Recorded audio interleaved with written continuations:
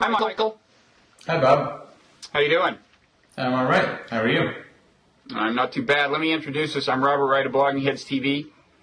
This is an episode of Worldwise. You are Michael Idov in Moscow, actually, and you are editor-in-chief of GQ Russia, as I understand it. Anything else you want to say by way of introducing yourself? No, I think that describes me pretty well at this point. Okay. And we're talking to you because something pretty important just happened in something that used to be part of what we used to call Russia, which was actually the Soviet Union. There were elections in Georgia, and the guy who's been president for, I guess, about 10 years or so, Saakashvili, I think is roughly the pronunciation, has lost. And the winner is someone whose name is no easier to pronounce, so maybe I will leave that to you. Who's the new president of Georgia? All right, well, let's make a few corrections right off the bat. It wasn't a presidential election, it's a parliamentary election. So Ivanishvili, the presumed winner, and they're still counting out the votes, it's about 25% of the vote counted at this point.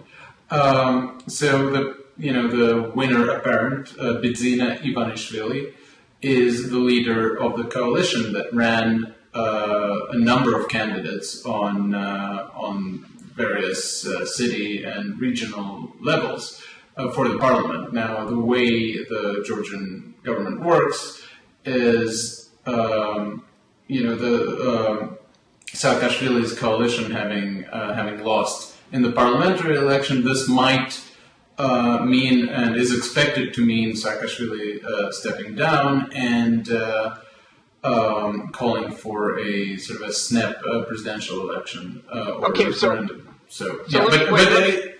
Let me see if I understand this, because normally when it's a parliamentary election that leads someone to become the leader, normally the title is prime minister, but yes. Saakashvili is the president, right? So you're saying this will lead to a subsequent presidential election that the challenger is now pretty much guaranteed to win, or you're saying that the nomenclature is different, and in this parliamentary system, it so happens they're called president instead of prime minister? No, you got it right in the first one. Okay. That's exactly what it is. So theoretically, in pure theory, there exists a possibility of, a Georgia with Ivanishvili for, serving as the prime minister and Saakashvili as president, but obviously this is not going to happen. I see. Okay. Right. So what is the import of this? I'm sure there are a lot of important things about it, but the kind of the kind of cartoon version of it, or one cartoon version, is kind of pro-Western president will be replaced by, or pro-American by a less pro-Western and more pro-Russian candidate. That's the way it's being depicted in some places. Is that a way to at least start talking about what the actual significance is? Well, in the very narrow sense that this description provides, it is not incorrect. Saakashvili has made a huge deal over the last 9 years or so of being pointedly pro-Western. Tbilisi has, George W. Bush highway, and the entire country is kind of a George W. Bush highway in the sense that it's almost an experiment in kind of extremely laissez-faire market economy and sort of the Chicago school rules there, and it was successful in a way because in the ease of doing business rating, Georgia went up from 112th place to 12th place in just 3 years under Saakashvili. So it's certainly a great playground for libertarian Western ideas. That said, this is not all Saakashvili is. He's also, a very Eastern or, let's say, post-Soviet style authoritarian ruler who's installed a lot of his cronies in power and controls the media, controls most of the large businesses, except, of course, Ivanishvili's businesses, etc., etc. Meanwhile, Ivanishvili, as you correctly pointed out, is seen as more pro-Russian for the simple reason that he made all his money in Russia, and for a large part of his life, this is a man who called himself Boris Ivanishvili, which is obviously a Russified version of his Georgian name, Bidzina. And I've met him for a story that I did for GQ Russia that in English it's available on the New Republic's website, tnr.com. Right. And for the story, when I interviewed him, I actually asked him up front, are you a Putin guy? And he swears up and down he's not. In fact, there was a brief sort of kind of off-the-record-ish section of our interview. It wasn't explicitly off the record. That's why I can sort of repeat it now that he said that he's actually has been uncomfortable with Putin, and it's not a coincidence that he has left Russia and spent a few years in France. Shortly after Putin came to power, and it does sound convincing that he's not a Putin guy. All the same, he's reluctant to criticize Russia. And when I pushed him to admit that Russia has at least as many political problems and problems with the electoral process as Saakashvili's Georgia, he sort of demurred and said, yeah, of course it does, but, I shouldn't be criticizing them right now. We have to deal with our own stuff first. Mm-hmm. Okay, now I want to ask you in a second kind of what difference it makes to the United States and the world at large. In other words, what kinds of policy changes might you expect from a truly pro-Russian Georgian president, if that turns out to be the inclination? But first, maybe we should give a little historical background for people who have only a dim memory of the war in 2008, very brief kind of military conflict between Russia and Georgia over a couple of some parts of Georgia that Russia thinks of as legitimately Russian, in character, and that Russia thinks of as independent of Georgia. South Ossetia is one of them, and then there's another one, right? There was right, and this was perceived in America as kind of Russians inexcusably more or less invading Georgia. America was very much on balance on Georgia's side, although America chose not to intervene on Georgia's behalf, perhaps to Saakashvili's disappointment. But what's your kind of capsulized version of what actually happened there? It was a game of fairly idiotic brinksmanship on both sides, and each side was sort of daring the other to go further, and then the tanks rolled. That's sort of how these things happen these days. It was striking nonetheless, and Russia, of course, just by the virtue of being, this enormous power, was probably, on the whole, in the wrong there. But then again, also you have to remember that this was preceded by sort of a sneaky passportization of Abkhazians and South Ossetians, where Russians would give out Russian passports to the people living in the region in order to bolster the claim that this is not Georgia. And the Georgians are fairly broken up about it still. But at the same time, it's interesting. In all my conversations with Georgians during the trip that I made there to report the story, I noticed that there's no animosity they don't feel animosity toward Russia. I think a lot of them are just being realistic about it, and are saying that America may support us from afar, but the Russians are the ones that love our wine. They're the ones that would come and spend their money here. So there's there's strong economic engagement with Russia that tends to kind of consolidate ties. Oh God, yes. Are you kidding me? Georgia makes this mineral water, Borjomi. It's this salty, slightly weird mineral water that's absolutely beloved by the Russians. Now, with the relationship between Putin and Saakashvili being what it is, the sales of Borjomi, just like the sales of Georgian wine, are officially banned in Russia.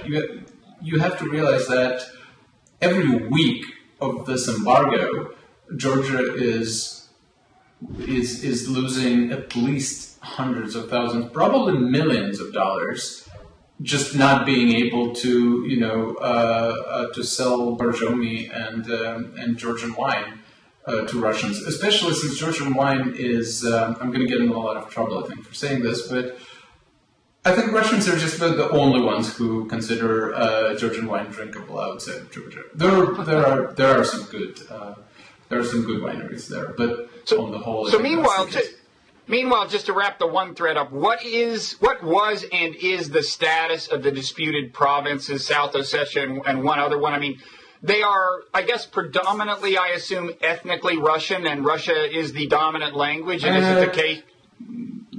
No, not true. Not quite? No, not quite. They're separate people. They're not, they're, in fact, Abkhazians and South Ossetians. Those are ethnicities. But is Russia the language that's the Russian as opposed to Georgian, the language that's spoken there? It varies village to village. You can't really make these generalizations. I would be uncomfortable making them. Okay, and so what is their status? I mean, they are for legal purposes. They're self-proclaimed independent states whose independence is, has been recognized by Russia and I think a couple other countries. And, did they vote in this election? No, they didn't vote in the election. They didn't vote. So they did not. No. So though America considers them part of Georgia, those people did not vote in this election.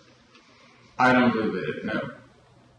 Okay, so even without them, a candidate perceived in some quarters as pro-Russian won. So that must confirm what you just said, which is that by and large the Georgians are pretty happy with Russia. They're not happy with Russia. They want to trade with Russia. Okay, very different. And it's realpolitik, really. They don't want this embargo. They know that ordinary Russians are glad to come and spend their money there in the way ordinary Americans, won't.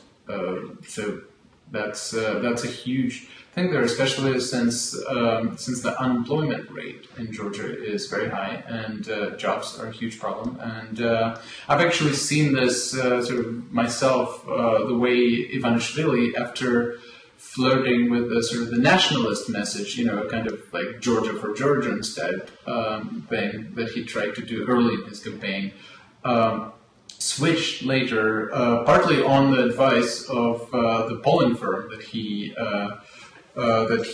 hired, an American polling firm whose name political junkies will know very well. It's Penn, Schoen, Berland, the Mark Penn's polling firm. Mm-hmm. So on their advice, he switched his message to jobs, and that message resonated much better than sort of his early nationalist and traditional message. I think one thing to know about his message is that I've witnessed this. He and his people would basically just engage in kind of pure populism, just in its purest form. Whatever you want us to say, we'll say. Which is what makes one a little nervous about, okay, what is he now actually going to do now that he's in power? Okay, and assuming he's in power. Yeah, and you actually interviewed him and wrote this piece that we will link to, which is on the New Republic website. So I'm going to ask you about your impressions in a second. But first of all, to get back to that other question, are there particular issues that could be kind of pivotal where we're now wondering which way he will go, and issues that Americans in particular might be concerned with? I think, and this is a nice segue to sort of his, description of his character. I think his affinity for Russia is not something that the Americans should be concerned with. I think everything else is, because he's a genuine eccentric, and it's very hard to understand how into the whole governing thing he is. Whether he how into the whole what thing? Governing. Oh, how into governing he is. Yeah, because it is quite possible. Well, it is quite possible that he just sort of ran to see if he could win, and now he did. I see. So it's unclear how into governing he'll be. You're saying? Well, he is a person who's used to throwing his own money at the problems. And he's a billionaire. We should say he has several billion. He has his wealth more is than supposed $6 billion dollars. And the GDP of Georgia is about twice that, right? Exactly. His wealth is almost half of Georgia's GDP. So he used it in order to solve some problems that are normally solved through the public sector. He would personally buy gas for police cars. He would personally restore Georgia's theaters. He would personally, put whole cities on a kind of stipend and pay people's pensions. Obviously, this is not the way actual governance works. So it remains unclear whether he understands that it's not going to be like this. That he's not going to be the czar of Georgia. So is one of your concerns whether and we should say, first of all, that a big piece of good news here is that it seems as if there's going to be a peaceful democratic transition. Georgia is, after all, a young democracy. And Saakashvili had himself come to power in I forget what color, the Rose Revolution or something. And so that's good news. But am I sensing that part of your concern is whether this is the right person to really consolidate that legacy and keep Georgia on the up and up, and as far as being a kind of liberal democracy goes? Yeah. By the way, my reporter friends and I are trying to start calling this the zebra revolution. Let's see if it will take or not. Because he collects zebras. Well, he only has 2, but 2 zebras are clearly better than none. To respond to your question, it's actually. It could be Saakashvili's sort of defining legacy, letting go of power peacefully and in sort of a supremely civilized manner.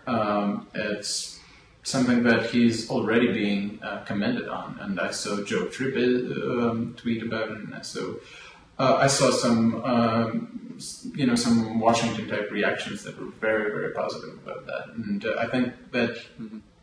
In history, he will be forgiven for a lot of indiscretions that happened between 2003 and 2012, especially between 2008 and 2012 when he started sort of actively consolidating his power.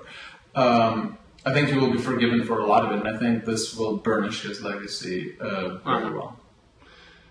So there had been concerns that he himself was not good for democracy. He I guess, had some authoritarian tendencies. But the concern is now that his successor may as well. Does his successor control a certain amount of media in Georgia? He has one TV channel, Channel 9.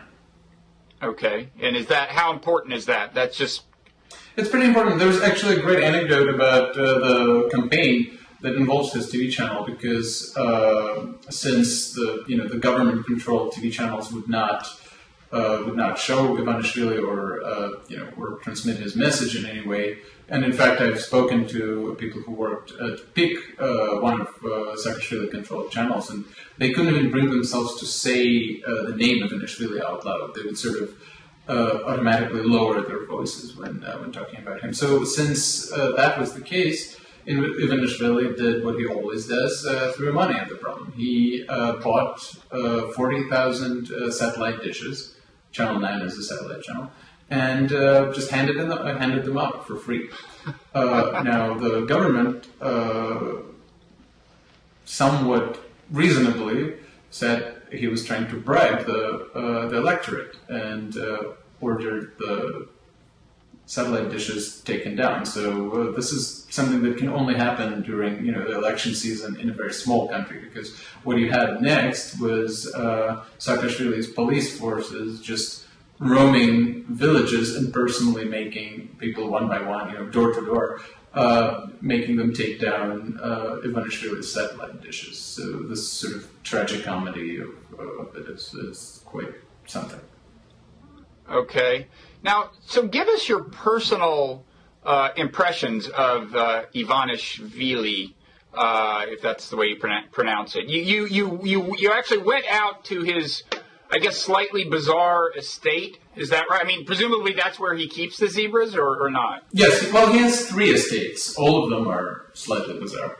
One is in Tbilisi. It's kind of a modern architectural masterpiece, although it's a little crazy. It has all these sort of globes and glass rhombuses, and that's where he keeps his art. He owns some, Damien Hirst and other incredibly expensive pieces, and he's actually the owner of Dora Maar, the Picasso that sold for a record amount of money in 2006 at Christie's, I believe. He was the anonymous buyer, so presumably that's where it is, in Tbilisi, somewhere in a vault.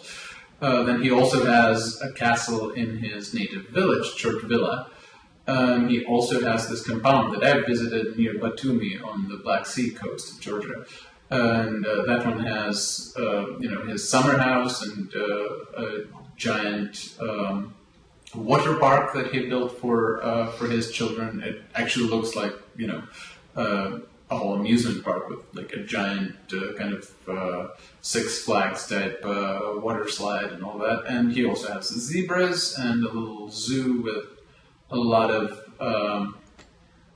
parrots. I think he has dozens and dozens of parrots. Yeah, in Shortville he has a kangaroo. So yeah, there are these bizarre mini zoos that he keeps everywhere he lives. He sounds a little like Michael Jackson. I hope the parallel doesn't extend too far. Well, his moonwalking is terrible. Yeah. Okay. Good. That's reassuring. Strangely. And he made his money in Russia, you said? In the electronics business or something? He went to Russia when he was a young man? Yes, he went to Russia right after college because, as he told me, this was the only way to make any money or to have a career. There were just no jobs in Tbilisi in the sort of late Soviet period. And he fell into the electronics business, and from 1988 to 1990, he sold computers, mostly wholesale. And he says that this was because the computers were not the business that was sort of on the racketeers' radar yet. So he was able to sell them to institutes and to colleges and to research labs without being hassled by the sort of the nascent organized crime. And then by 1990, when they started pressuring him, he's already made enough money to switch businesses, and he and 2 of his friends opened a bank, Российский Кредит, the Russian credit, which he owned until very recently, who was a part owner, and I think sold his share in it for something close to $1 billion. Mm-hmm. And you seem to consider him eccentric. In the course of your exposure to him, what would you say are the eccentricities that might seem most inauspicious for his career as the leader of Georgia? Well, I mean, we can talk about the small things like his sort of belief in kind of extreme attachment parenting and all that. But those would be just anecdotes, I think. Yeah. So wait, but that means that he sleeps. That his kids at a very young age slept in the bed with him and his wife, right? Yes, up until like 8 years old or something. Yeah. Oh, 8 years old. Well, that's kind of pushing the envelope. Right, that's but I think I don't think that's relevant though. I think we're just trading in kind of anecdotes right now. I think what is relevant is like many very successful people, he honestly believes that he has understood human nature on a deeper level than most people can. Like he honestly thinks that he has cracked the code of human behavior in general. He says he has written a book about it, his own book of sort of his private philosophy. It's unpublished. We can probably look forward to it being published now that he. Do you have a sense for what his? Do you have a sense for what his deep insight into human nature is? Does he have a grand theory that you're aware of? I tried pushing him on that, and he just ended up sounding kind of hippie-ish on it. It was basically just, love, and people need love, and this sort of thing. So, at the same time, he's obviously rather conservative, or traditional, let's say traditional, when it comes to, family and things of that nature. He has, early in the campaign, he has allowed himself some homophobic remarks, which it's hard to say now whether they were just sort of red meat for the countryside crowd or something he really believes. So it's unclear, but I think that the main takeaway from this is that he operates from this place of ultimate knowledge. I don't think that he's the kind of guy who's used to, hearing no. I don't think he's the kind of guy who's used to hearing you're wrong and the facts say otherwise. So to see how this will play out is obviously something that we need to pay a lot of attention to that, because I think he has sort of the seeds of autocracy, right there. Like they're in the open. I don't think he. When I asked him about this, he said something about, I know, my people are so sort of childish and impulsive, and they think I'm the Messiah, and of course I'll disappoint them, but I think that I'll do whatever's possible. And I wasn't even trying to say that. It's just he says it as if it's a liability, but at that point, the numbers showed that 38% of Georgians even knew who he was. So for him to, back in July to say, oh yeah, my people think I'm the Messiah, but no, I'm just human, that shows you something. Right? Well, does it tell you that he actually thinks he's the Messiah?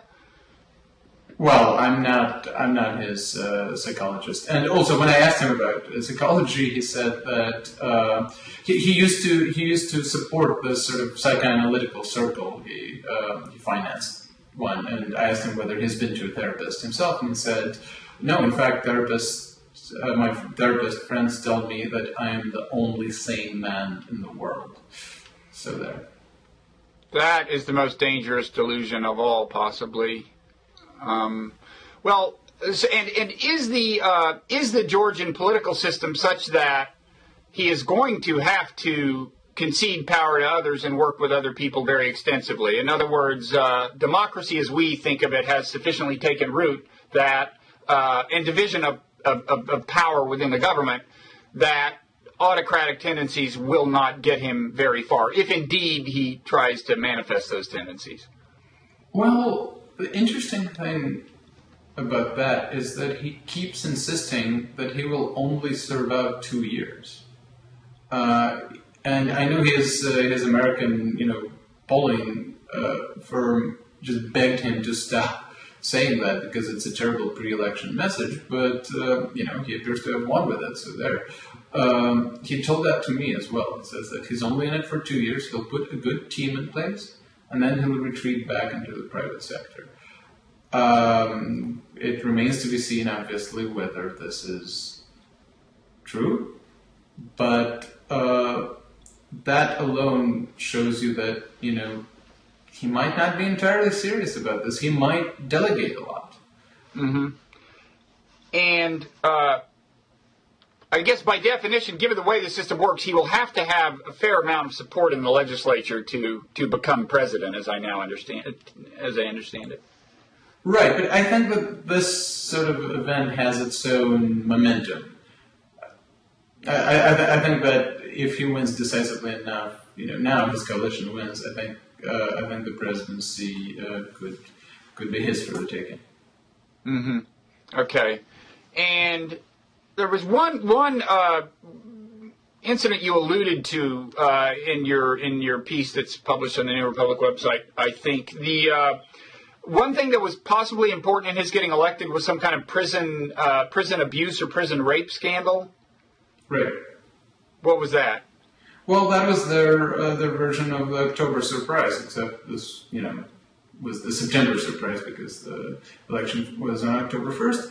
On September 18th, viral videos were shown on Georgian television of inmates being abused and tortured and violated in a Tbilisi jail, and one of them was in fact an Ivanishvili supporter and a prisoner who was instrumental in getting the video footage out was an Ivanishvili supporter. So I don't know whether this is sort of the trump card that they had up their sleeve all along, or it's a bit of serendipity, but that's what happened. Obviously, that pushed the public opinion, away from Saakashvili. But I have to point out that Saakashvili, when pressed, when pressured to act, does seem to act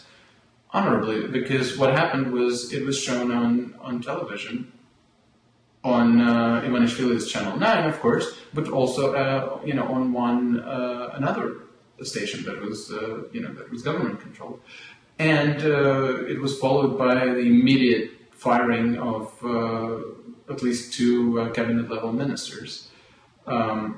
So there's a pattern where you can see that Saakashvili is a clear autocrat, but there's a line that he won't cross, and we've seen it with the scandal that was allowed to be made public, and not remain just a rumor or something on the internet. And I think we're seeing it again with the resignation today. Okay. And now the question is whether the successor will comport himself in a comparable way, with kind of comparable respect for the mechanisms of liberal democracy, I guess. So it sounds to me as if there aren't, there are not a lot of big issues that at least loom large in the American policy horizon where he will be decisive. I'm not you tell me, are there some big Georgia / America issues to be resolved or not resolved? Or is it more that, what America might like is let's not have a war between Georgia and Russia? Is right. That, Right. But at the same time, Saakashvili was sort of a known quantity. This guy can go either way. So I think that America, when it comes to this region, prefers to err on the side of stability and predictability above all, because it's a volatile region, and to have somebody whose actions you can predict, even if these actions are not 100% kosher, is actually worth a lot to the states. So in Ivanishvili, they have somebody largely unpredictable at this point. As for issues that directly involve Americans, well, we'll see how populist he's going to be. For example, he might have an issue with American bases in Georgia. There's a contingent of American soldiers in Georgia, so there might be something there. But I don't think it's going to be anything crucial, anything that would somehow make the U.S. view Georgia in a sort of strikingly different light. And was there any discussion in the campaign of him actually resolving the issue with the two disputed provinces? I think that's something that will probably be kicked down the road for now. Okay.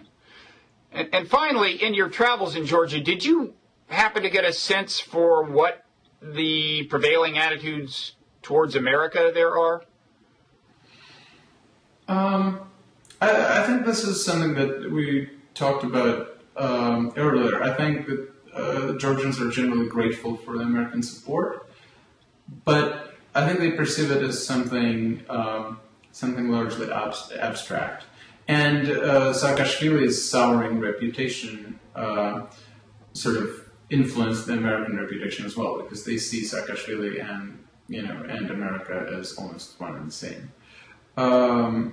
In that sense, I think they like America and they're grateful to America, but at the same time, they would love to see more Russian tourists, sunning themselves on their beaches than American consultants drafting their legislation. Okay, that's understandable, I guess. Okay.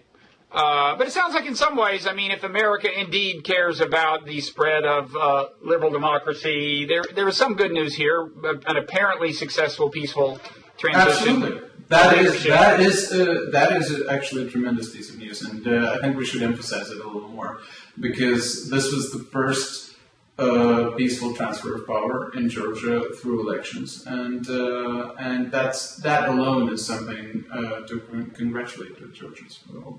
Absolutely. Okay.